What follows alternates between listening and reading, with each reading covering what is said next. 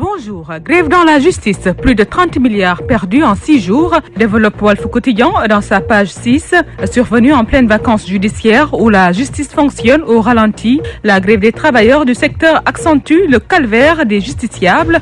Partagé entre tracasserie et colère, ces usagers rencontrés au palais de justice Lat Dior en appellent à d'autres alternatives que la grève. Pourquoi les huissiers ne peuvent pas exécuter les jugements rendus, s'interroge le journal. Dans la tribune, Nafi Ngom a des proches. Pourquoi j'ai saisi la Cour suprême? L'OFNAC, c'est une page tournée, a-t-elle soutenu le quotidien qui évoque à sa une Nafi Ngom Keïta, première dame controversée. Seydou Gueye, dès sa nomination, elle a joui des avantages liés au poste. L'histoire de son ascension relayée dans le journal. L'État porte l'estocade à Nafi Ngom après les responsables de l'APR relayés à la une du Populaire.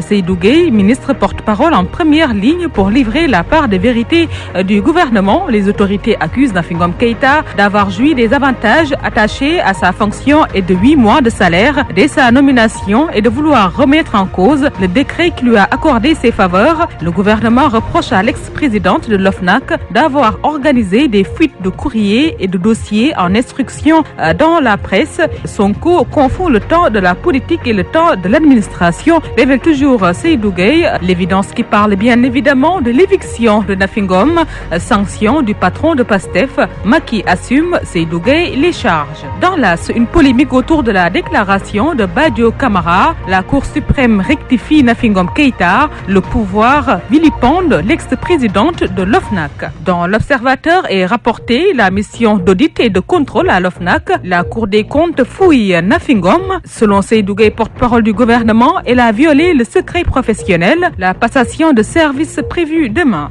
Dans les colonnes de Walf Quotidien sont soulevées les révélations de Nafi Ngom Keïta. Le PDS réclame la tête du premier président de la Cour suprême. Direct Info, qui revient directement sur le message du Khalif général des Mourides à Nafi Ngom Keïta. Reste dans la voie de la vérité. Tu as mes prières, déclare le Khalif général des Mourides. L'immeuble abritant l'OFNAC appartient à l'homme d'affaires Serigne Seck, rapporte toujours le journal.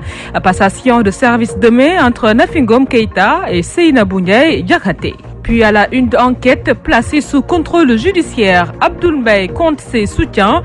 Après ses collaborateurs connus, c'est l'énigme totale sur les hommes de la galaxie Mbaye. Dans le témoin, méprisé, humilié, condamné, policier des mal-aimés si utile. Le témoin qui revient sur les multiples condamnations de policiers depuis 1984. À la une du Soleil, Macky Sall sur le recensement général des entreprises, un support d'analyse statistique pour les programmes et stratégies. Un point relayé dans l'évidence en ce qui concerne une controverse sur les 300 millions destinés aux syndicalistes. Sidi Ndiaye annonce une plainte contre Mansour Sy. Dans Libération, financement du coup d'État raté en Turquie, UBA mouillé dans le scandale des virements de 2 milliards de dollars en cause. Du sport avec Stade engagé pour 4 ans à Newcastle, Momo Diamé et Magpi.